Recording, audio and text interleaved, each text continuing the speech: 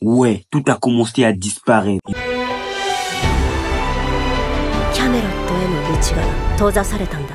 Les bros, ici Lingmonga. J'espère que vous allez bien, car pour ma part ça va super. Aujourd'hui on plonge dans la review du chapitre 156 des 4 chevaliers de l'Apocalypse, intitulé À la recherche de compagnons. Et croyez-moi, ce chapitre est bourré de révélations notables et de moments épiques. Dans cette vidéo, vous découvrirez le départ du peloton Percy pour l'aventure à Camelot, la révélation du secret concernant la naissance et les pouvoirs de Govan, Donnie retrouvant enfin sa coupe de cheveux qu'on aime tant. Ça m'a tant manqué. Alors restez bien jusqu'à la fin, car je vais tout vous dévoiler au cours de cette vidéo. Petit point intéressant, regardez bien cette image. Cette seule image pourrait en réalité nous révéler tout sur la naissance de Govan. Ouais les amis, j'ai peut-être découvert le secret sur la nature des pouvoirs magiques de cette dernière, Govan. Ne vous inquiétez pas, je vais tout vous expliquer dans cette vidéo. Et d'ailleurs, petite question pour vous. Arthur a-t-il besoin du consentement des habitants d'un royaume pour téléporter une quelconque terre dans le royaume éternel? Si vous avez la réponse, dites-le moi dans les commentaires. Lors de la vidéo de la semaine dernière, vous avez explosé les records et c'est peu de le dire. Je savais que vous pouvez le faire, bien évidemment. Ce qui m'a le plus étonné, c'est que vous l'avez fait en moins d'une journée en plus. Vous êtes des boss, je vous le dis clairement. Alors maintenant, objectif minimum, 60 likes sous cette vidéo. Si vous atteignez cet objectif, je vous promets une vidéo spéciale sur Meliodas, déjà prête à être montée. Ouais, je l'ai déjà écrite. N'oubliez pas aussi de partager cette vidéo. Abonnez-vous si ce n'est pas encore fait et activez la cloche de notification. Après les 2000 abonnés, notre nouvel objectif est les 5000 abonnés. Je compte sur vous pour péter ce bouton. Et n'oubliez pas de laisser en commentaire, ça aide vraiment pour le référencement de la chaîne, bien évidemment. Je sais que l'intro devient un peu trop longue. N'est-ce pas l'intro la plus longue de la chaîne? Donc sans plus tarder, entrons dans le vif du sujet. Bonne vidéo à toutes et à tous.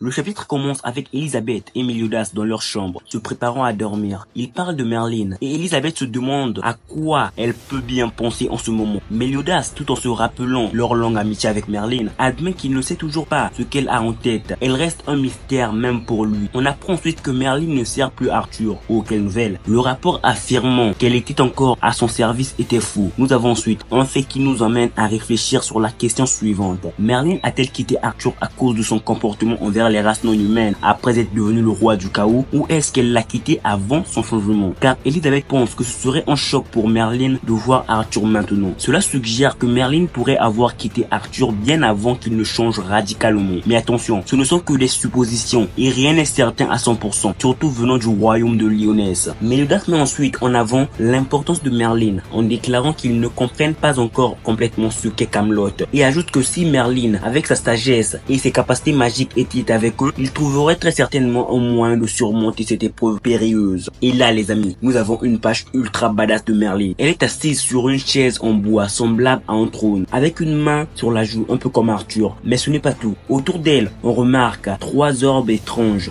un rappelant le pouvoir de Sunshine d'Escanor, un autre semblable à la lune et un 3e orbe très mystérieux, possiblement Aldan en version chaotique. Et derrière elle, il y a un dragon et des chaînes autour d'elle. Cette page est riche en symboles et mérite qu'on s'y arrête, car ces différents éléments pourraient être directement liés à la naissance ou à la création du cavalier de la famine, Govan. Pour ceux qui pensent que c'est juste une illustration, détrompez-vous. Cette image reflète probablement les pouvoirs détenus par Merlin dans les 4 chevaliers de l'Apocalypse. C'est donc bien réel tout ce que nous voyons ici. Donc en partant du principe que ce que nous voyons existe bel et bien dans l'œuvre, décomposons cela ensemble. Commençons par l'orbe ressemblant au soleil. Cela pourrait signifier que Merlin est en possession de la grâce divine Sunshine, ou du moins de ses résidus. Et cela se connecte directement à Govan et sa magie. Ouais, c'est énorme. Mais attendons un peu, car ce n'est pas tout. Ça devient encore plus fou. L'orbe en haut de Merlin pourrait aussi être lié à la magie de Govan et représente peut-être la lune. En fusionnant le soleil et la lune, Merlin aurait pu créer une toute nouvelle magie, l'aube, la magie de Govan, située entre le jour et la nuit, entre le soleil et la lune. Ouais les amis, la magie de Govan pourrait être le résultat de cette fusion des pouvoirs du soleil et de la lune. Ces orbes représentent une forme de magie incroyable. Et qu'en est-il des sorts de sorcière de Govan? Elle aurait acquis ses capacités grâce au 3e orbe, celui avec des veines. Cet orbe pourrait renfermer les sorts de Merlin qu'elle a légués à Govan, peut-être même son trésor sacré Aldan en version chaotifiée. La fusion de ces orbes aurait donné naissance aux différentes magies de Govan. Maintenant, le dragon derrière Merlin pourrait représenter une partie du chaos qu'elle aurait volé à Arthur. Peut-être la partie du chaos responsable de la création d'êtres vivants à partir du néant. On sait bien que le chaos originel pouvait tout créer à partir de rien. Le fait de voir qu'Arthur ne peut même pas créer un simple monde sans prendre les terres d'un autre fut assez étrange.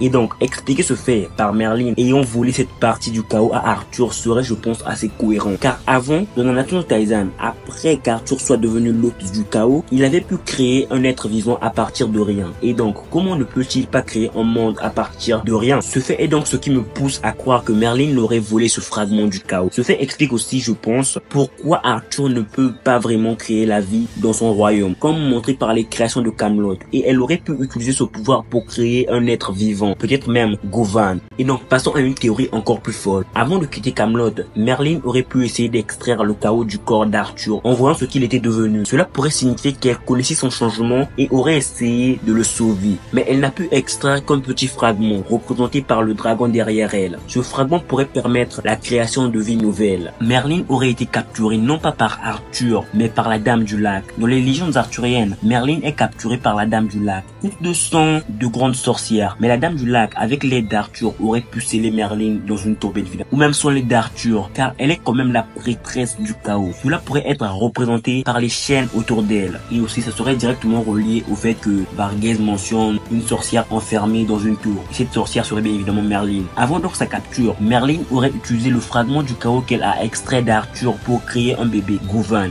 Govan aurait hérité de la magie de Merlin et de la magie modifiée d'Escanor, créant ainsi l'aube. Et donc, cette illustration expliquerait comment Govan et ses pouvoirs ont été créés. Et l'enfermement de Merlin serait présenté par les chaînes. Le dragon derrière elle symboliserait le fragment du chaos qu'elle a volé à Arthur. Si vous pensez que c'est incohérent, ou si vous avez des idées pour enrichir cette théorie, dites-le moi dans les commentaires. Voilà, donc c'est ma théorie la plus grosse pour cette vidéo. Si ça vous a plu, likez la vidéo pour la vidéo sur Meliodas évidemment. Je compte sur vous. Reprenons donc avec Meliodas qui souligne qu'il ne peut se plaindre de ne pas avoir Merlin à leur côté, surtout en raison des efforts acharnés de Tristan et du reste du groupe. Avec la représentation de Percy, il affirme qu'ils ne sont pas privés de tout espoir, car avec la résurrection du dernier chevalier de la mort, l'espoir renaît enfin. Mais arrêtons-nous un instant. Cette partie de leur discussion soutient, je pense, la théorie de la semaine dernière concernant Tristan. D'après leur attitude et ce qu'ils disent, il semble que Tristan n'a pas été capturé à Camelot. On pourrait donc supposer que Tristan et son peloton, peut-être accompagné de Govan, explorent le royaume éternel, tout comme le groupe d'Anne au début de la seconde partie. Ce qui rendrait le fait que Anne demande l'emplacement de la prison au début de la seconde partie incohérent, car personne ne serait enfermé. Mais bon, peut-être ont-ils juste perdu le contact avec Tristan et compagnie, et en les recherchant, ils auraient spéculé qu'ils avaient été enfermés dans cette prison. C'est en jamais.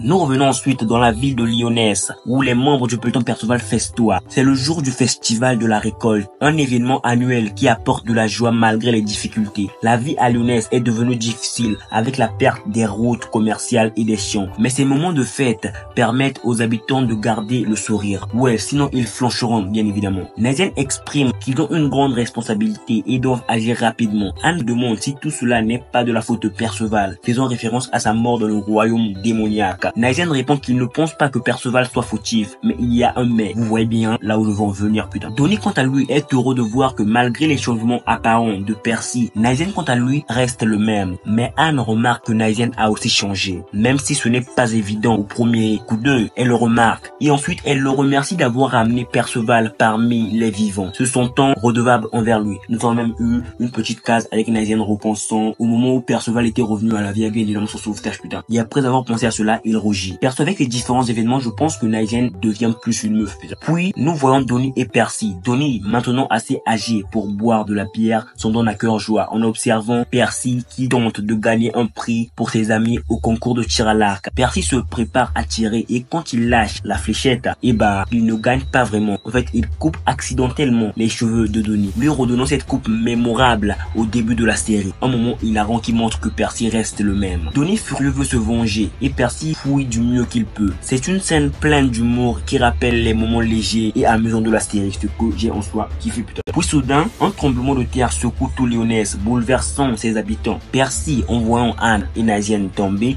les rattrape de manière ultra stylée, laissant Donnie tomber. Et là, il voit le royaume voisin, Darkmound, dirigé par Veronica et Gréamor, disparaître sous leurs yeux. Le royaume éternel a encore frappé, faisant disparaître un royaume entier. Un énorme cratère est tout ce qui reste à l'endroit où se trouvait Darkmound. Cela accomplit de plus en plus la prophétie de Méliodas à Perceval concernant la disparition de tout. Mais je dois m'arrêter un instant là-dessus. Certains disent qu'Arthur ne peut téléporter des terres dans le royaume éternel sans le consentement des habitants du royaume concerné. Moi, j'ai des doutes. Si c'était le cas, Méliodas et compagnie auraient juste à convaincre tout Britannia de refuser l'offre d'Arthur et n'auraient donc pas besoin du quatuor du destin. Mais ce qui me fait penser que cette théorie pourrait être vraie, c'est qu'on a vu Ironside et Pelgard demander aux habitants de Vania de rejoindre Camelot, et Arthur est venu à Lyonesse pour inviter les gens à Camelot, vantant les bienfaits de son royaume. Mais bon, peut-être qu'il voulait simplement leur laisser le choix sans imposer sa volonté. Donc je reste mitigé. Je veux croire qu'Arthur a besoin du consentement des habitants pour téléporter leur terre, mais c'est assez ambigu. Que se passe-t-il si un non-humain est présent lors de la téléportation? Est-il expulsé? Peut-être qu'Arthur ne peut téléporter un royaume en l'absence de non-humain. S'il y a par exemple un démon dans un royaume distinct, Arthur ne pourra peut-être pas le téléporter, et pour téléporter ce royaume, il aura besoin que ce non-humain soit chassé. Et vous, qu'en pensez-vous? Dites-le moi dans les commentaires. Si vous avez d'autres idées, n'hésitez pas, je vous réponds tous plus tard. Méliodas est furieux de voir la disparition de Darkmound et de ses dirigeants, Gréamor et Veronica. Le cardinal et le chef des chevaliers sacrés demandent la permission d'infiltrer Camelot, ne pouvant rester inactif devant tous ces faits. Méliodas, malgré sa colère, insiste sur la nécessité de maintenir la stabilité au sein du royaume. Ils doivent préparer un plan d'attaque au lever du jour, mais alors une voix s'élève. Percy et son pesant se présentent devant Méliodas, prêts à partir pour Camelot. Percy déclare qu'ils trouveront tous les chevaliers de l'Apocalypse et mettront fin aux manigances du roi Arthur. Méliodas, avec un sourire, leur donne sa bénédiction pour ce périple. Sur la dernière page, nous voyons le peloton Percy se mettant en route pour Camelot, avec Méliodas leur disant qu'il compte sur eux. Ce chapitre incroyable se termine sur cette note d'espoir et de détermination. Mais revenons un peu sur cette fin. Percy mentionne qu'ils trouveront tous les chevaliers de l'Apocalypse pour arrêter Arthur. Cela suggère que les autres chevaliers, y compris Lancelot, sont déjà dans le royaume éternel. La prophétie de la rencontre entre Lancelot et Guenièvre pourrait donc bientôt se réaliser. N'hésitez pas à me donner vos avis dans les commentaires. J'ai vraiment apprécié ce chapitre avec tous ces événements. Le premier chapitre s'intitule Des vies qui s'attirent. J'ai hâte de voir ce qui se passera dans ce chapitre. Peut-être qu'Ironside rencontrera directement Percy à son arrivée au royaume éternel, lui montre bien évidemment ses nouvelles capacités, ou que les autres chevaliers apocalyptiques sentiront la présence de Percy, la présence de l'espoir. Mais globalement, le chapitre 156 des 4 chevaliers de l'Apocalypse est un chapitre post-apocalyptique. Il montre la menace du royaume éternel avec la disparition du royaume de Darkmound. Nous avons aussi vu le nouveau design de Merlin et les facteurs qui ont probablement conduit à la création de Govan. Enfin, le puissant Perceval est prêt à partir à l'aventure dans le royaume éternel. Espérons qu'ils retrouveront tous les chevaliers de l'Apocalypse grâce à la nouvelle capacité de Perceval qui pourrait localiser tout le monde, l'omnipotence. Voilà tout pour cette vidéo. J'espère qu'elle vous aura plu autant que j'ai pris plaisir à la faire. Même si mon ordi n'est pas encore réparé, ouais, je l'ai monté sur le téléphone. N'oubliez pas l'objectif de la vidéo. Partagez un max, abonnez-vous si ce n'est pas encore fait et laissez vos commentaires, c'est super important. Il y a aussi mes différents réseaux sociaux en description. Pour les plus curieux, n'hésitez pas à les rejoindre. Tous les liens sont en description. J'espère que vous vous porterez bien jusqu'à la prochaine vidéo et surtout, bonne continuation. À très bientôt. Peace.